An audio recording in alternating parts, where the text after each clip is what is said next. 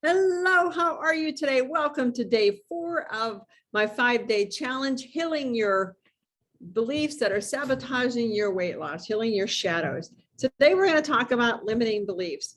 Limiting beliefs is another great way for your shadows to hide, because limiting beliefs are the beliefs that you truly believe are true.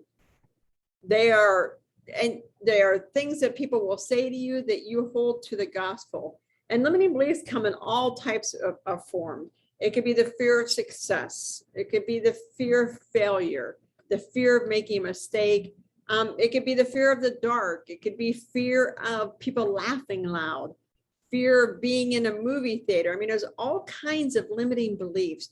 It's also, you're not good enough, you're not worthy, you don't deserve anything. I mean, there's all kinds of shadow prompts out there. And I'm going to be honest, I could do a shadow prompt, and I've thought about it.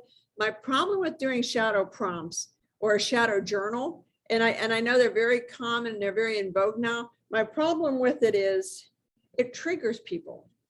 And triggering people is one thing. Triggering people, not giving them the tools to figure their way out of that trigger is another thing. And that's why I object to a lot of that, because I can sit here and talk to you about triggers, which are limiting beliefs. They're what triggers you. They're emotional triggers. Why you emotionally eat, why when something happens, you go right for the refrigerator, you go right for a glass of wine. They're triggers. They're the belief systems that you have that you hold dear that you find out aren't necessarily truth. But if you don't know how to heal them, you all of a sudden you find out you feel like crap. You feel terrible because somebody has triggered that belief within you. You know, if you're standing in line waiting and you kind of carry a shadow that you're not worthy, then you're standing in line at a grocery store and somebody pushes in front of you because they want to go first. You're going to step back if you feel like you're not worthy, and that triggers you. And then for the next however long, you're going to feel bad about yourself. Instead of being able to say, you know what, this person obviously is rude and obviously needs to check out ahead of them. So I'm going to bless them and let them move forward. You've got to have the skill set to do that. For me to sit here and say, you know, for a long time, I mean, I had fears of making a mistake. I had fears of being rejected. I had fears of being laughed at. Because as a child, because I had a speech impediment, and I still do act like I don't, I still do have a speech impediment, people would laugh at me and say, you sound dumb. So when people laugh at me before, it triggered me and I would shut down. And I mean, shut down, because I had a belief that because I had a speech impediment, I was mentally slow. So that was a limiting belief that I'm not smart enough. So when people laugh at me, it was a trigger telling me I'm not smart enough. So if I had a shadow journal prompt and it said, you know, I'm not smart enough, it would trigger something, and I'd be miserable for a couple of days because I wouldn't know how to say, you know, people are laughing at me, but they're not really laughing at me. They might be laughing because I said something funny. They could be laughing at something else, but I know for sure they're not laughing at me, because I learned how to talk my way out of that, and also how to heal that limiting belief. So when I see something like that, I don't take it personally. So I know I kind of went on a little rant about shadow journals. I mean, if you're interested in one, I guess let me know. Put, you know, in the comments, hashtag shadow prompt journal or shadow journal prompts. I mean, I can put one together, but if I do, I feel like I need to also say how to heal that, because I think that's a key piece. You know, if you grew up in a family where you had highly critical parents and you have a fear of making a mistake, you'll get to a certain point in your life or your career and you won't be able to move forward because of the fear of making a mistake. It also shows up in weight loss. You know, if you have the limiting belief that you're not worthy, you're going to eat your pain so you don't feel worthy, or you don't want to. I mean, how many of you guys have lost weight and gained it back? You know, put in the comments, hashtag gained. You gain it back because you lose weight, and then whatever limiting belief you're carrying, somebody will touch on it. Like maybe you're raised never to really dress really feminine, you know, because it was like, you know, why are you dressing like that? Why are you looking, you know, like a hussy? Why are you looking all slutty like that? and you internalize that. That wasn't the truth, but that's what you internalize. So you start losing weight and somebody's like, man, you look really good. Aren't you a little hottie? And you back up and you immediately put the weight back on. Or, you lose 15, even 5, 10 pounds and you're like, oh, my jeans are getting baggy. And somebody looks at you and it's like, really, you're on another diet, they never work. That just triggers you to failure because you have a fear of failure. Okay, I'm failing. And you fail. I was reading an interesting book last night about a guy who was in Mensa. He was a genius. He was in like the top 1% of all the people in the world. And he worked in the fields. I don't know what he worked in the fields picking, but he was picking something. And this person in the book was in the book by the new book out by Jack Canfield, Ask, great book.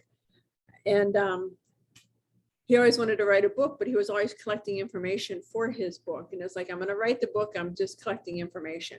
And he had a heart attack. He almost dies. He comes back and he's like, I have a whole new lease on life. I almost died. I can put this into my book. And his friend said, so you're going to write the book now? And he goes, no, I still need more information. He was an underachiever.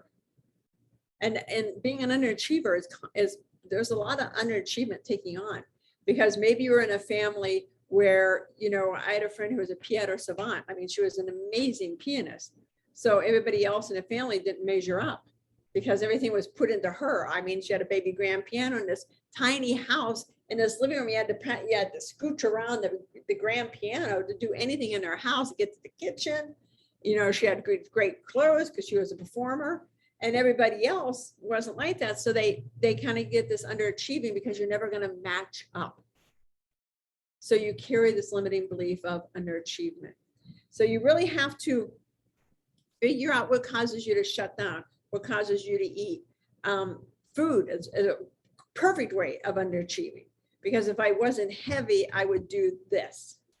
And I've carried weight with me my whole life. If I wasn't heavy, I would dress better and apply for that job. If I wasn't heavy, I would have gone to that fundraiser, but everybody will laugh because I'm so heavy. If I wasn't so heavy, anything. But then when you start losing weight, well, I don't want to draw attention to myself. I don't want people looking at me. I don't, oh my gosh, I'm in a size 10. Lord, I never thought I'd be in a size 10. Do I deserve to be in a size 10?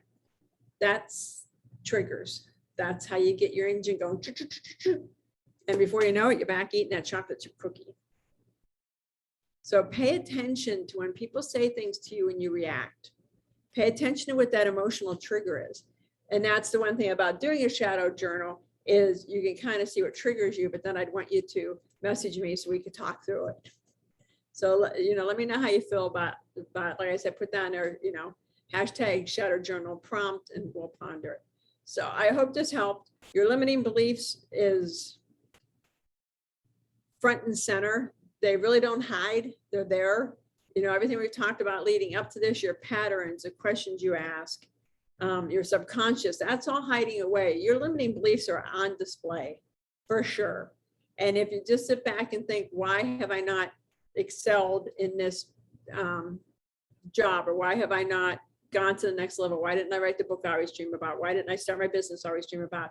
Why? There's a limiting belief there. And in my opinion, most limiting beliefs lead back to, I'm not worthy. You're not worthy. To me, that's where all roads lead back to that. But we can heal that because that's a shadow and those can be healed. Mindset can be changed. Mindset is not laid in stone.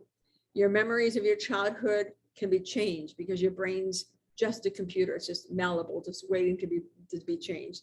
And working with me through my shadow coaching, my one-on-one shadow coaching, we can work through that, those different issues. So again, if you're interested in that, hashtag shadow coaching. I'm in a hashtaggy mood today, aren't I? Isn't that funny? So anyway, I hope this helped you guys. Tomorrow is the last day. We'll do some reviews, some healing techniques, all that good stuff. Let me know if you have any questions at all. Otherwise, I'll talk to you guys tomorrow. And here's to you healing your shadows and confidence reclaim. I want you to reclaim your confidence. Talk to you guys later. Have a great day. Bye-bye.